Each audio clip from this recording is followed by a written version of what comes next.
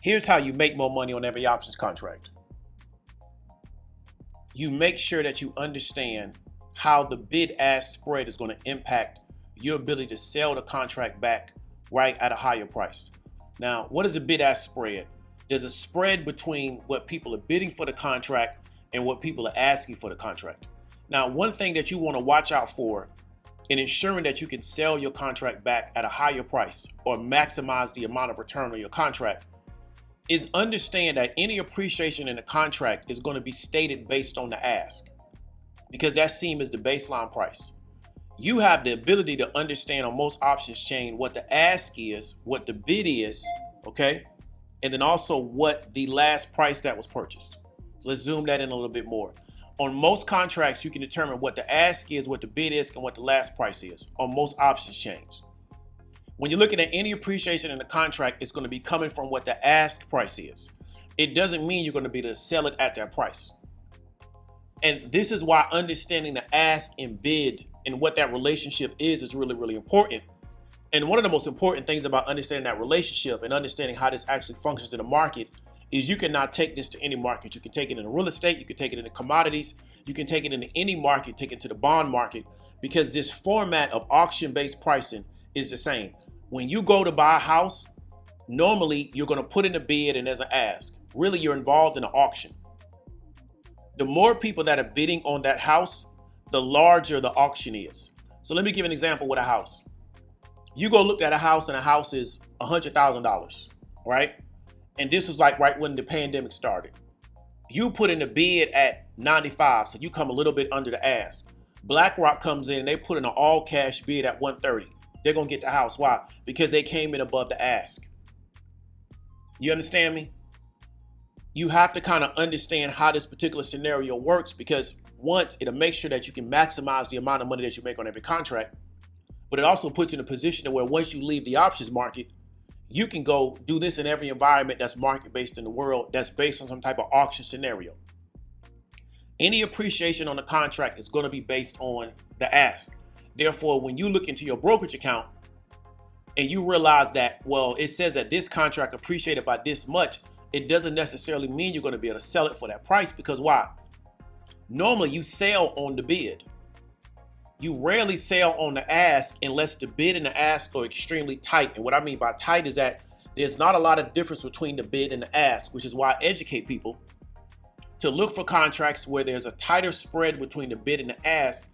Therefore, when you get ready to exit the contract, because normally you're going to sell on the bid and not sell on the ask, you're not losing a lot of premium because of the difference between the two. Now let's look at this contract that we're looking at right here, to where it is 1440 and 1495 on the ask. So it's 1440 on the bid, 1495 on the ask, and the last price sold was 1445.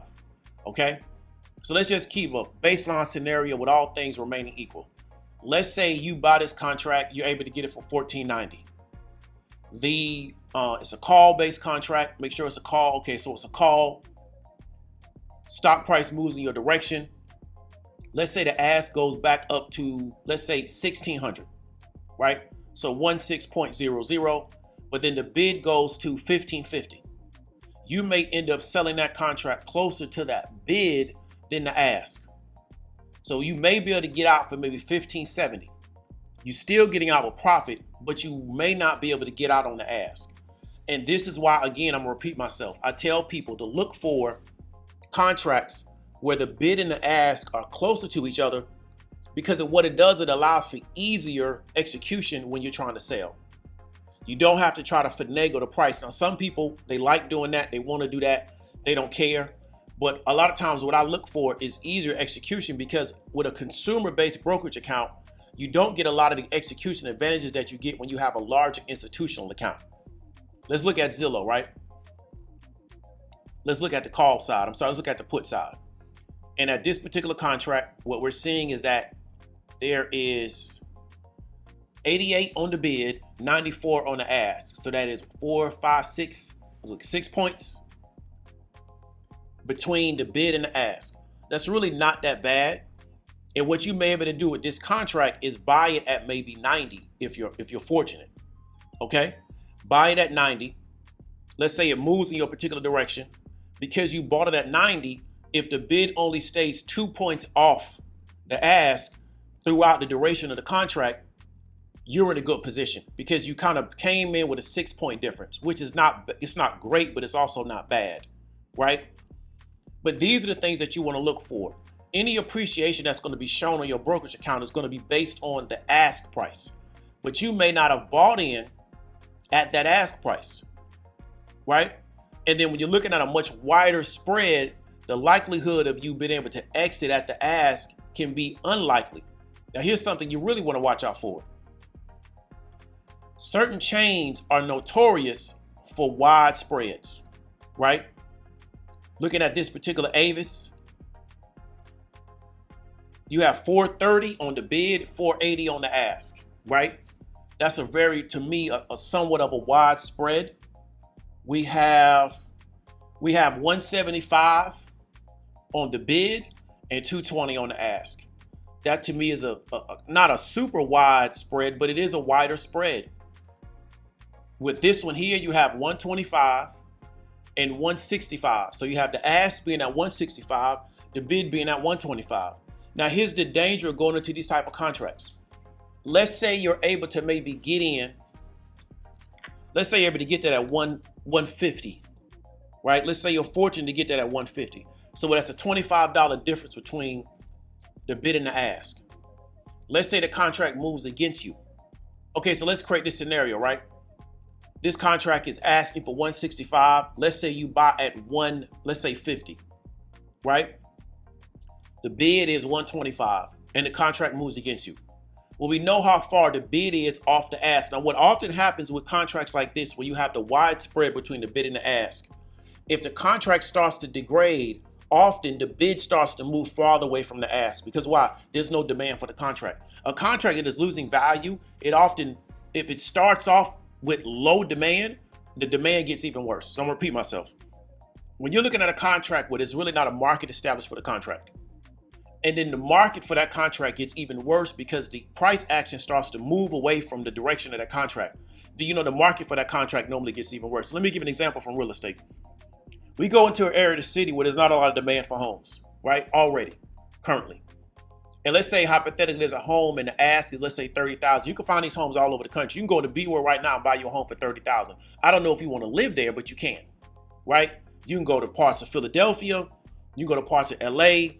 You can go to a lot of different parts of this country, and you can get a house for $30,000, $40,000. I don't know if you want to live in that house, but you can get a house for 30 grand. You don't have to buy a house for $500,000. The question is, do you want to live in that house? Do you want to spend the money to remodel it? And do you want to live in that actual area? But you can get the house for like $30,000. BMore got a bunch of houses on sale for $25,000, $30,000. Okay, so we're looking at this particular BMore area, and the house is on sale for $30,000. Now, what are the bids going to come in? I'm not going to give the guy $30,000 for the house, because if the house was worth more than 30, you wouldn't be selling it for 30. So this is what I do. I may come in at a $15,000 bid, and let's try to work our way into the middle. So there's a house in BMore, it's worth $30,000. I'm gonna come in at 15. Okay, cool. So there's already a $15,000 difference between the ask and the bid. Then news comes out a week later that they found some bad soil in that area, and that soil is believed to be cancerous. This report comes out from the EPA. So you know what happens? My bid now goes down to $5,000, because really there's no value in the house. The lot may have some value now. So I now drop my bid to $5,000, because all I'm gonna do is buy that lot, knock it down, wait for the EPA to come in and repair the soil, and then now we got to try to figure out what we're gonna do with this particular property. But that might take 25 years. Okay, what we saw was a scenario where there already was not a market for this particular asset or security. We saw that the bid and the ask were separate from each other. The situation got worse. So what happened? The bid even moved further away. So then what happens to the ask? The ask now has to come down. So instead of that house probably being sold for $30,000, you now may have to try to sell that house for you may put the ask at maybe $10,000 or $15,000 if you're lucky. And I'm gonna put my bid in at $5,000. You understand what I'm trying to take? This is how marketplaces work. Therefore, when you go into a marketplace scenario, when you're looking at real estate, well, what is the most important thing is, do the numbers work? What do we mean by the numbers work? If we're going to do something with this property, what have been the comparable sales in our particular area for properties similar to this before we ever start putting money into it. Because we want to know what is houses being sold for? What are people bidding on houses that have this done to it, right? So you get that sales data and you kind of understand what the market looks like. Same thing with cars. Cars that are this age, got these features of this brand in this particular area, because cars sell different based on what part of the country that you're in. What are cars selling for? Before I buy a car from auction and I put money into repairing it and getting it detailed, I want to know what a car is already selling for. What is the market for this type of car in this particular area? It's the same thing for options. You want to be able to look at this options chain and understand, based on the bid-ask spread, based on the market for this contract, and the market to me is often going to be defined by open interest. What can I sell this particular contract for if things go my way? And where am I willing to cut things for if things don't go my way? And that's why I always tell inexperienced traders to avoid contracts that don't have a lot of open interest. And I define open interest by 1,000 or greater, where you see these wide spreads between the bid ask. Because if the thing goes against you, you may end up taking a larger loss, because when you look at the appreciation or the loss on the contract, it's going to always be on the ask side. It's never going to be on the bid side. Therefore, if you look at your brokerage account, it says if you're down by 30%. If the spreads are really, really wide, you may have to exit at 45% just to get off that contract. So really, you lost more. That's why you want to know these things before you get in. Let's look at a scenario like Ford Motor Companies, right? Ford has what we call a very liquid options chain. There's a market for their options at all times. So what are we seeing? Let's go ahead and pull this up. Ford, this is their chain. Let me go pull the whole thing up. This is their chain. So what are we seeing? Ask is 21 cents. Bid is 20 cents. Okay, so it's only a 1 cent difference. And what we normally see with Ford, not all the time, but historically, their spreads are a lot of times going to be a lot tighter. Right now, this is a little not wide. It's wide for Ford. It'd be great for another company, but you may be able to come in on the middle. So instead of you paying 57 here, let me go ahead and highlight that. Okay, you may be able to pay 55, and so you're only coming in 3 points off the bid. Right. But Ford, one of the advantages of this type of ticker is that there's a lot of volume. There's a really healthy market for the options, also their equities. And what we see historically with Ford is that the bid-ask spread is a lot tighter. Therefore, you don't have these liquidity issues when you try to exit the market. Same thing. We have real estate in B-More. We bought it for $10,000 and we put basic renovations in it, and now we're pricing it for $20,000. Okay, the question is, who wants to buy the house in the first place? There's not a lot of market. There's not a really robust market to buy these houses. That's why we was able to buy it so cheap, right? And so what you want to look for in a market, unless you want to set the market and you have the ability to do that, you have the capital, you have the expertise on your team, you have the desire to have that staying power. Unless you want to set the market, what can often help you is look for liquidity in the market. So what can you do? I can enter the market at an attractive price, and I can exit the market around the price that I want to if everything goes in my favor. But even if I got to take a loss in the market, I'm not going to get, a massive haircut because all the liquidity has been pulled out of this market, right? Anybody that's old enough to remember the 07, 08 real estate crisis, what happened? All the liquidity got pulled out of the market. A lot of people had to take big losses on their real estate holdings because why? There was no more money in the market. Everybody was leaving that market and going other places. This is how you make money on your options contracts. You can get everything right on direction, but if you got this part wrong, instead of you getting the appreciation that you thought, you may have to take 10 to 15% off of that just to get out of the contract, even if things go your way. So in both scenarios, right, you may be taking a loss because of what? The options chain not being very, very robust. And when I say robust, I mean liquid. When I say liquid, I mean that there's a relatively healthy market for these contracts. What I look for, even if I know the direction of the company, what I look for is a good market for the contracts, right? That's what I look for. So I look on chains, I look for good markets for contracts. I don't look to be right. I look for a market first. It doesn't matter how right I am. I need a market because I do not have the capital. I don't have the expertise on my team.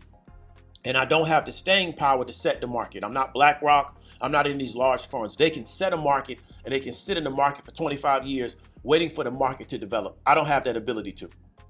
I need to go into markets where they're already developed, right?